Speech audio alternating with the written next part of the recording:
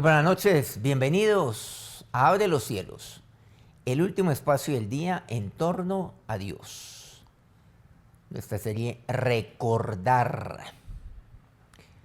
Muchas cosas las cuales yo debo recordar, pero sé algo lo cual es recordar permanentemente es la cruz. Puestos mis ojos en la cruz.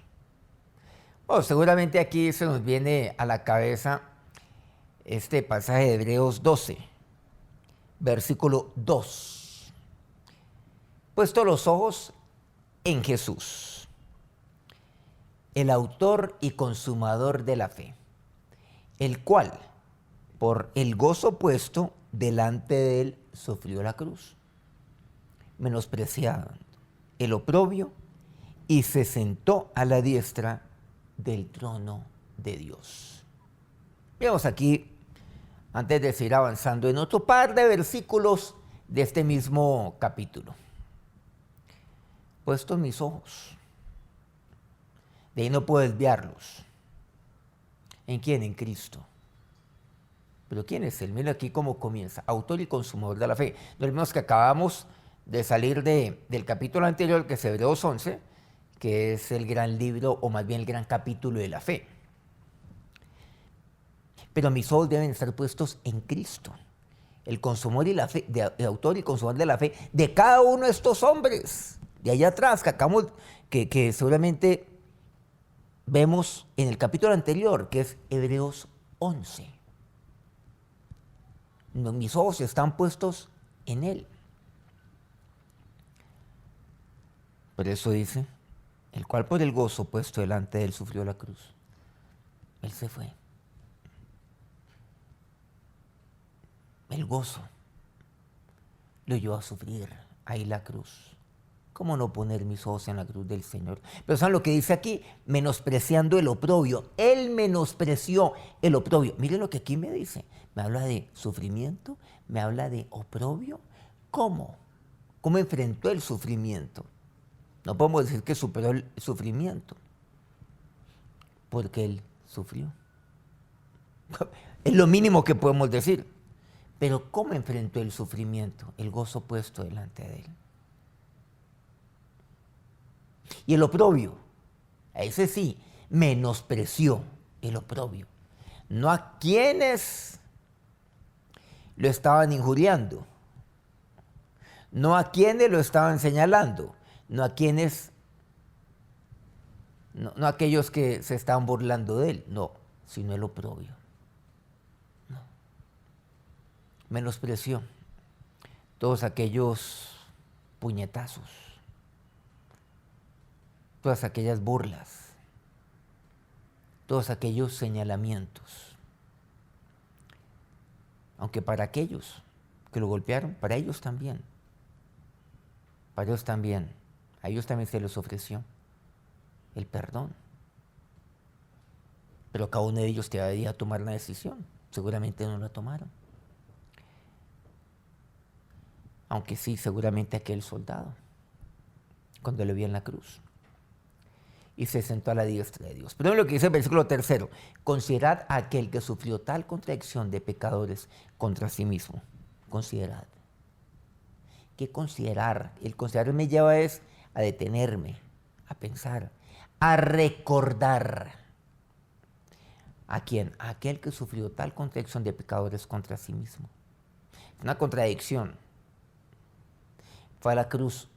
¿Cómo enfrentar la cruz con gozo? Una contradicción. ¿Cómo menospreciar el oprobio? Es una contradicción.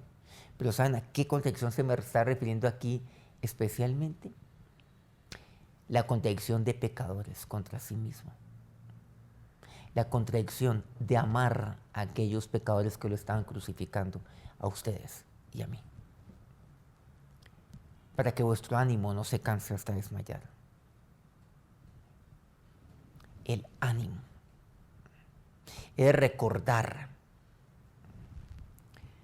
Y cuando yo recuerdo, entonces mi ánimo no se puede cansar. Uno comienza animado, comienza a cansarse y termina desmayado. Pero aquí me dice no, para que no hagan esto. Versículo 5. y habéis olvidado la exhortación, lamentablemente. Pero ustedes olvidan la exhortación. Deben poner sus ojos en Cristo. Deben considerar, mire lo que dice aquí, pongan sus ojos en Cristo siempre. Recuerden eso. Consideren a aquel que sufrió tal contradicción. Pero ustedes han olvidado la exhortación. Que como a hijos se os dirige. ¿La exhortación para qué es? Para dirigirlos. No es para molestarle la vida. Hijo mío, no menosprecie la disciplina del Señor. Ni desmayes cuando eres reprendido por Él. Desmayes. Hay gente entonces cuyo ánimo entonces se cansa. No, eso no tiene sentido. No desmayes cuando eres reprendido por Él. Miren los términos aquí. Exhortación, disciplina, reprensión. Todo eso también es necesario por parte de nuestro Padre, de nuestro Señor. El mero pensamiento de la cruz debería evocar en nuestros corazones un agradecimiento cada vez más profundo por la obra eterna que allí se llevó a cabo. Lucas 23, versículo 33, uno solo, dice, y cuando llegaron al lugar llamado la Calavera, le crucificaron allí. Y los malhechores, uno a la derecha y otro a la izquierda.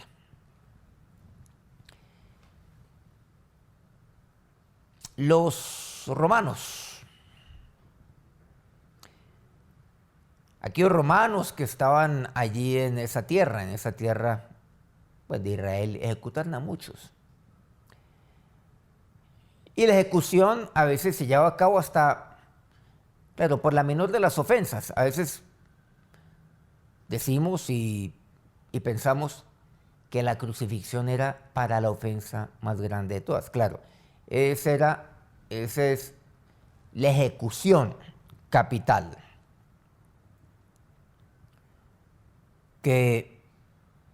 con la cual se sentenciaba. Pero después encontramos que los romanos, para mandar un mensaje a todos, por si acaso se atrevían a hacer lo que estos a quienes se estaba ejecutando estaban haciendo, o cualquier falta, que esa era la suerte que les esperaba.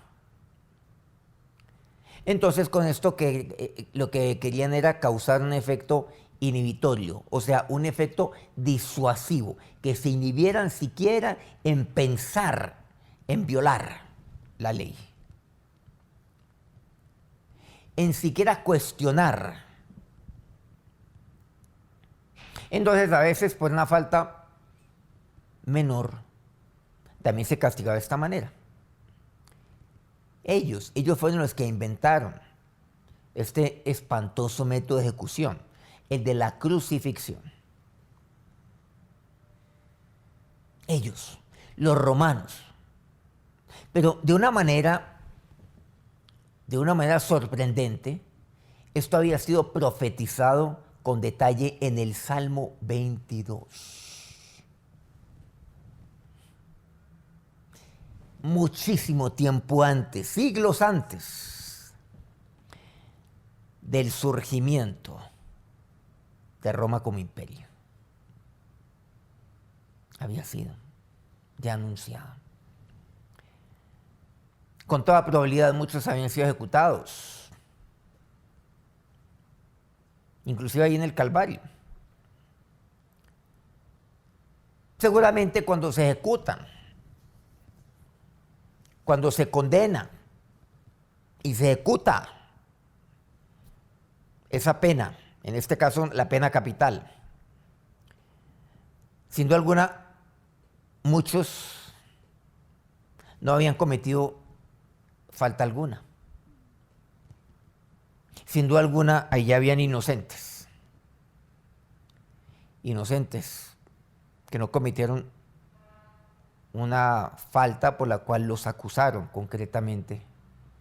Pero ninguno como ninguno. Ahora, cuando digo que no lo merecían, no me refiero a otra cosa distinta, sino de acuerdo a la ley. Así como hoy en día hay personas que van seguramente a la cárcel que son inocentes, que no cometieron la falta, no quiere decir obviamente que son justificados delante de Dios, ni más falta, todos necesitamos eso. Pero ninguno como Cristo, que era limpio. No solamente de toda falta por la cual lo estaban acusando a él, sino limpio de todo pecado. Ninguno como ninguno como Cristo. Porque aquel a quien usted y yo volvemos nuestros ojos no es otro que el Cordero de Dios. Juan 1:29 dice, el siguiente día vio Juan a Jesús que venía a él y dijo, y aquí el Cordero de Dios que quita el pecado del mundo. ¿Cuál Juan? Pues Juan el Bautista. He aquí el Cordero de Dios. Nunca podemos olvidar nosotros ello. Puesto mis ojos en Jesús, el autor y consumador. Recordemos, toda la fe concierne a Cristo, dice. Pero ustedes han olvidado la exhortación. Menosprecian la disciplina y desmayan cuando son reprendidos. ¿Por quién? Por aquel que enfrentó el sufrimiento con gozo. Sufrió por usted. Por aquel que menospreció el oprobio. Enfrentó el oprobio, menospreciando el oprobio por usted. Y que sufrió tal contradicción. Para que vuestro ánimo no se canse. Para que tengamos ánimo. No olvidar esto. Para que aceptemos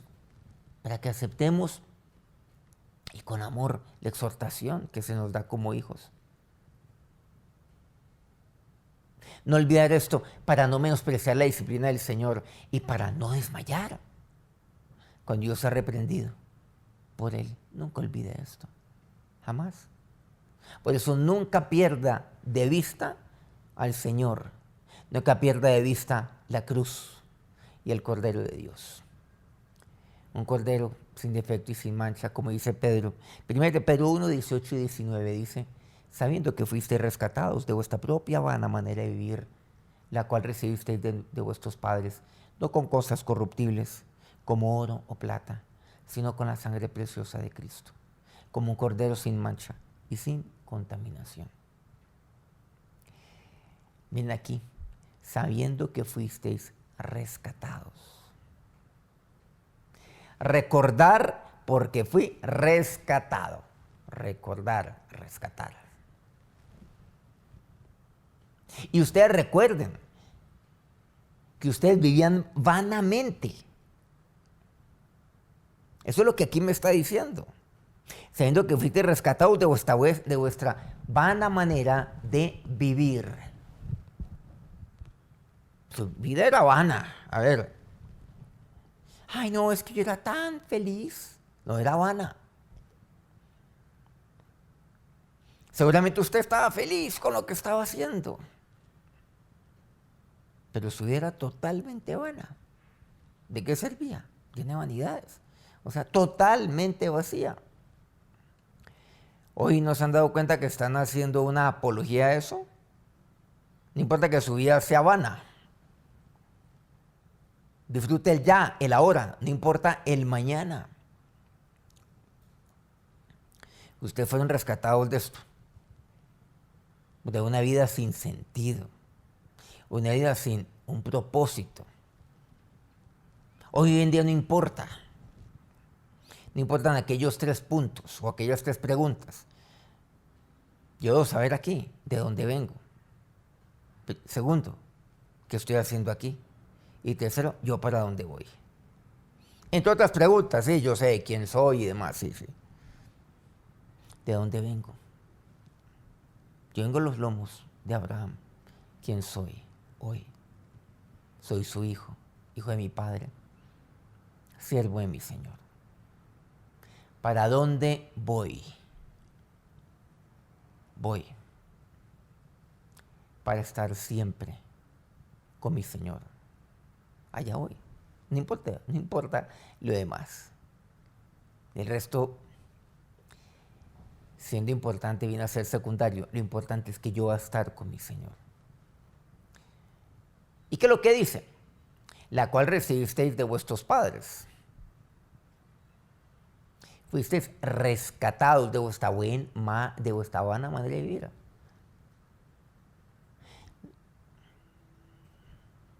La que ustedes recibieron de vuestros padres. Como por ejemplo ustedes. Con oro, con plata. No, ustedes no fueron rescatados así. No. No con cosas corruptibles. Como oro o plata. Pero el oro y la plata, eso es para siempre. Bueno, seguramente es muy hermoso, pero eventualmente eso se desgasta. Todo lo dice. Así tome demasiado tiempo. Pero todo es corruptible. Todo. Sino con la sangre preciosa de Cristo. Como cordero sin mancha y sin contaminación. Apocalipsis 13, versículo 8 me dice, y la adoraron todos los moradores de la tierra, cuyos nombres no estaban escritos en el libro de la vida del Cordero que fue inmolado desde el principio del mundo. Bueno, aquí debo recordar que yo nada he de adorar. Pero ¿qué me dice? Estos que toman una decisión de menospreciar al Señor, de nunca acordarse de lo que Jesús hizo en la cruz, de aquello que se les compartió a ellos y que menospreciaron y no se acuerdan de aquello que se les compartió, que los nombres no estaban escritos en el libro de la vida del Cordero que fue inmolado, dice así, desde el principio de la creación. Pero acá algo interesante, dice, desde el principio del mundo. ¿Y cuál es el principio del mundo? Mire que desde el principio mismo de la creación, Dios ya tenía el plan para rescatarme, usando el término de 1 de Pedro 1:18. Y por eso dice aquí, y pondré enemistad. Dice así la palabra de Dios en Génesis 3:15. Entre ti y la mujer, entre tu simiente y la simiente suya, esta te herirá en la cabeza y tú le herirás en el calcañar. Es lo que el Señor, lo que Dios le dice a la serpiente cuando el hombre cae. Habrá enemistad entre ti y la mujer, entre tu simiente y la simiente suya. O sea que también la serpiente tiene una simiente, tiene unos herederos, tiene unos hijos. Claro que sí. Y habrá enemistad. ¿Y quién es la simiente de la mujer? Sería Cristo. Ya Dios estaría anunciando su plan de redención para rescatarme. Y es algo lo cual yo he de recordar. Esta te herirá en la cabeza. Tú le irás en el calcañar. El calcañar es la parte posterior de la planta del pie. O sea, ¿qué es lo que va a hacer? ¿Qué es lo que tú vas a hacer? ¿Y qué es lo que va a hacer tu simiente? Zancadillar, golpear, tratar de hacerme tropezar, tratar de que yo ande ahí cojo, de que yo tropiece o yo resbale y yo caiga. Y eso es básicamente lo que hace la serpiente y lo que hace su simiente. Herir, causar heridas. Y eso lo encontramos en este mundo, que solo buscan hacer daño, buscan herir, buscan que otros caigan, buscan hacerlos tropezar para que caigan. Pero tu simiente, ya me está hablando de Cristo, te herirá en la cabeza. ¿A quién? A la serpiente.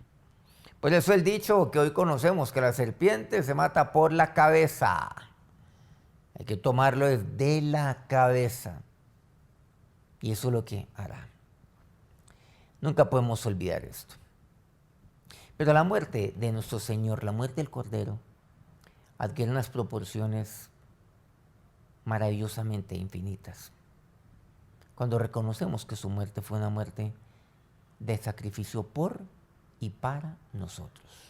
¿Y por qué lo estamos afirmando así?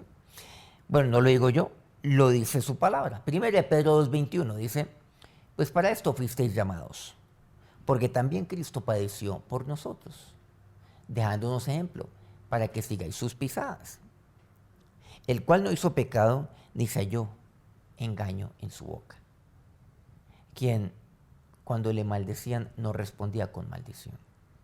Cuando padecía no amenazaba, sino encomendaba la causa al que juzga justamente. ¿Recuerdan cómo enfrentó nuestro Señor el sufrimiento? Con gozo. Y el oprobio, menospreciando el oprobio. Nunca el que pronunciaba esa palabra de oprobio o el que accionaba con oprobio. Quien cuando le maldecían no respondía. No. Por el contrario, y cuando respondió, ¿qué dijo? Ante sus maldiciones, ante sus ultrajes. Padre, perdónalos, porque no saben lo que hacen. Cuando dice no respondía, quiere decir no respondía con maldición. O sea, el Señor respondió a la maldición, claro que la respondió. No dice que cuando le maldecían no respondía. No. El Señor sí respondía. Y usted puede y debe responder la maldición, pero ¿cómo hacerlo? No con maldición, con bendición. Con aquello lo cual el Señor nos enseña por medio de su vida, lo que hizo en la cruz, pero nos lo había enseñado también ahí en ese sermón del monte, o el sermón de las bienaventuranzas. Mateo 5, recuerdan el versículo 44, y aún podemos ir al 45. Bendecid a los que os maldicen. Y el Señor lo dijo ahí en la cruz, por medio de su vida nos enseñó. Él sí respondió, pero ¿cómo respondió? Con bendición. Recordemos esto. Cuando padecía, no amenazaba. Hoy en día, ¿qué dice? ¿Qué dice el hombre? Esto no se va a quedar así. Hay amenazas. Sino encomendaba la causa al que juzga justamente. En tus manos encomiendo mi espíritu. Él encomendó su causa. ¿A quién? A Dios, a su Padre. Encomiende también su causa al Señor. Aquí me habla de maldición, de padecimiento. Ya vimos, de sufrimiento, de oprobio. Quien llevó él mismo nuestros pecados en su cuerpo sobre el madero, para que nosotros, estando muertos a los pecados, vivamos a la justicia, y por cuya herida fuisteis sanados. Nuevamente, recordemos lo que Pedro aquí nos dice. Recordemos una y otra vez este pasaje, el versículo 24. Él llevó nuestros pecados en su cuerpo sobre el madero. Lo llevó todo. Todo. Para que usted y yo vivamos. Pero vivamos completamente sanados, dice así, por su herida. Sanados. Qué rico es uno vivir, pero sano. Eso es lo que Dios tiene para nosotros. Gálatas 6:14. Dice así Pablo, pero lejos está de mí gloriarme, sino en la cruz. Por eso, puestos mis ojos en la cruz. Siempre. Sino en la cruz de nuestro Señor Jesucristo, por quien el mundo me es crucificado a mí y yo al mundo. Es lo que aquí dice. Pablo aquí habla de un tema interesante. Yo no me glorío en mí mismo, en la cruz, puesto mis ojos en la cruz. no olvidar. Y cuando yo pongo mis ojos en la cruz, no me glorío de mí mismo. Y saben, por eso es necesaria la exhortación. Volviendo a nuestro primer versículo. Porque a mí se me olvida esto. No me glorío en mí mismo. Recordemos, Hebreos 12, versículo 5, y ya habéis olvidado. Por eso dice, puesto los ojos en Jesús, pero a ustedes se les olvida que sus ojos deben ponerlos en Jesús, no en los hombres. Ojo con esto. Me encanta a mí la historia. La historia bíblica de Enoc, de Noé, de Moisés, de Josué. Pero mis ojos no están puestos en Moisés. Mis ojos no están puestos en David, en Gedeón. Mis ojos no están puestos sino en Cristo.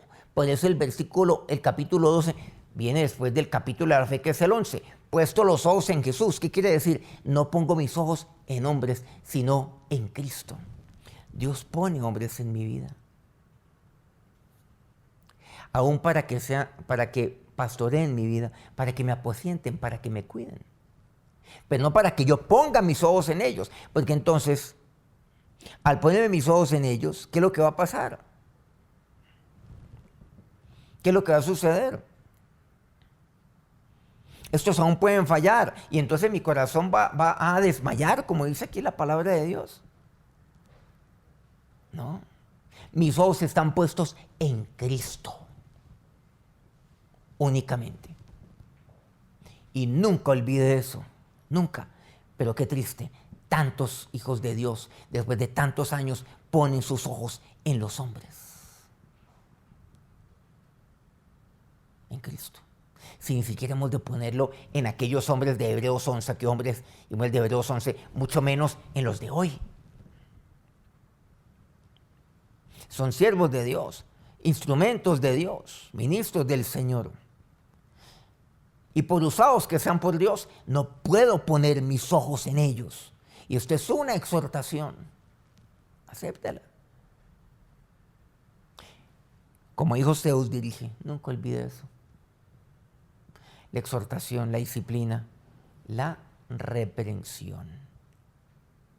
Se les olvida en quién tiene que poner sus ojos. Recordemos esto. Y Dios quiere que usted y yo nunca dejemos de recordar, de poner mis ojos en la cruz. Acerquemos a Dios en oración. Soy Dios, yo pongo mis ojos en ti. Y recibo tu exhortación, la exhortación que tú me das aquí en tu palabra. Ahí en Hebreos 12, la recibo. Porque necesito ser dirigido siempre. Y siempre he de recordar esto, que mis ojos son puestos en ti. Sobre todo hay momentos donde más lo tengo que recordar. Y eso no me tiene por qué poner mal. No, Dios.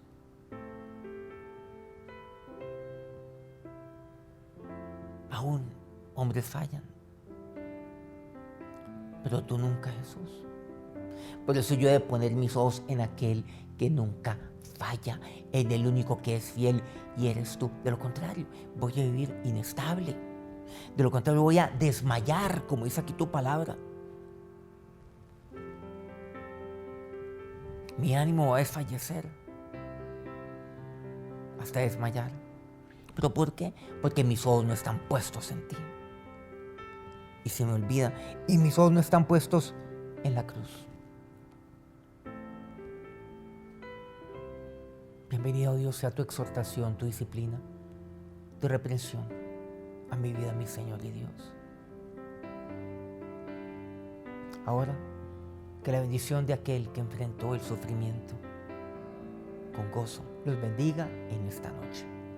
Amén. Muchas gracias por acompañarnos en esta noche. Si este programa fue edificación, fue bendición para usted, por favor, comparta este programa con otros. Mañana los espero aquí nuevamente en Abre los cielos. Seguimos con esta serie, recordar. Nuestro tema, ¿qué significan estas piedras? Dios los bendiga.